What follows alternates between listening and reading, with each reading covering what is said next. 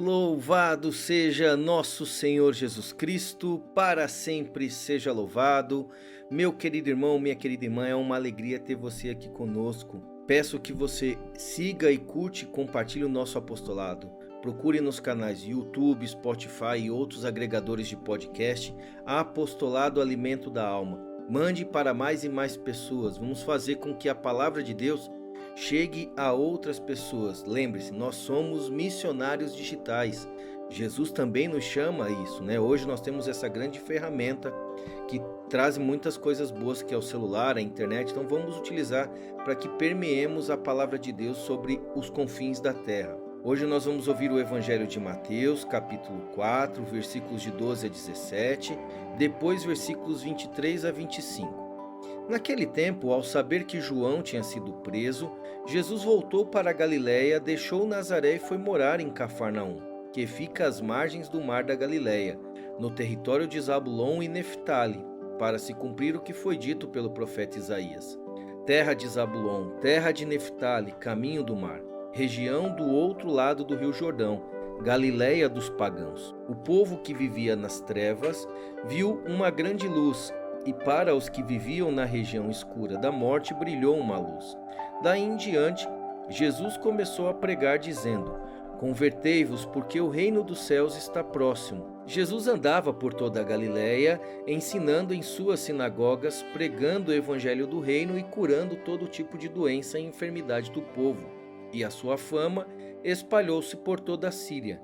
Levaram-lhe todos os doentes que sofriam diversas enfermidades e tormentos, endemoniados, epiléticos e paralíticos, e Jesus os curava. Numerosas multidões os seguiam, vindas da Galiléia, da Decápole, de Jerusalém, da Judéia e da região além do Jordão. Meditação do Evangelho segundo o livro Falar com Deus, do padre Francisco Fernandes Carvajal. Nascido Jesus em Belém da Judéia, nos dias do rei Herodes, uns magos chegaram do Oriente a Jerusalém. Tinham visto uma estrela e, por uma graça especial de Deus, souberam que ela lhes anunciava o nascimento do Messias. A ocupação destes sábios, estudar o firmamento, foi a circunstância de que Deus se serviu para fazê-los ver a sua vontade. Deus chamou-os servindo-se daquilo que lhes era mais familiar, e mostrou-lhes uma grande e maravilhosa estrela, para que ele lhes chamassem a atenção pela sua própria grandeza e formosura. Como chegaram a saber exatamente do que se tratava? Ignoramo-lo. Receberam sem dúvida uma inspiração muito extraordinária de Deus, que desejava que estivesse presentes em Belém, como havia anunciado o profeta Isaías. Levanta os olhos e observa a tua volta. Os teus filhos chegam de longe. Seriam os primeiros de todos os que iriam chegando no decorrer dos séculos de todas as partes do mundo. E eles foram fiéis a essa graça. Deixaram família, comodidades e bens. Não lhe deve ter sido fácil explicar o motivo da viagem. E provavelmente, sem fazer muitos comentários, escolheram o melhor que tinham para levá-lo como oferenda e puseram-se a caminho para adorar a Deus. A viagem deve ter sido longa e difícil, mas mantiveram-se firmes no seu propósito. Esses homens decididos e sem respeitos humanos ensinam-nos o que devemos fazer para chegar até Jesus, deixando de lado tudo o que possa desviar-nos ou atrasar-nos no nosso caminho.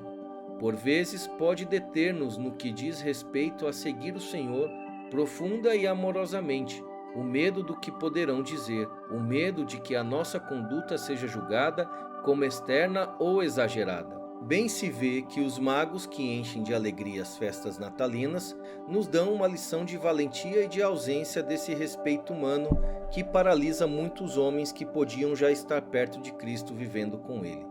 Também nós vimos a estrela no íntimo do nosso coração, essa estrela que nos convidava a desprender-nos das coisas que nos atam e a vencer qualquer respeito humano. Consideremos a delicadeza com que o Senhor nos dirige o convite. Exprime-se com palavras humanas como um enamorado. Eu te chamei pelo nome, tu és meu. Isaías 43, versículo 1. Deus, que é a formosura, a grandeza, a sabedoria, anuncia-nos que somos seus, que Ele nos escolheu como termo do seu amor infinito. É precisa uma forte vida de fé para não desvirtuarmos esta maravilha que a providência divina deposita em nossas mãos. Fé como a dos reis magos, a convicção de que nem o deserto, nem as tempestades, nem a tranquilidade do oásis nos impedirão de chegar à meta do presépio eterno, a vida definitiva com Deus. De tantos homens que devem ter contemplado a estrela, só estes magos do Oriente descobriram o seu significado profundo.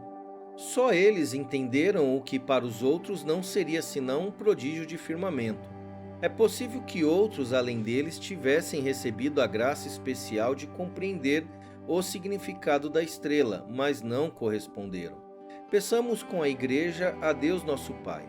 Vós que iluminastes os sábios do Oriente e os encaminhastes para que adorassem o vosso Filho, iluminai a nossa fé e aceitai a oferenda da nossa oração.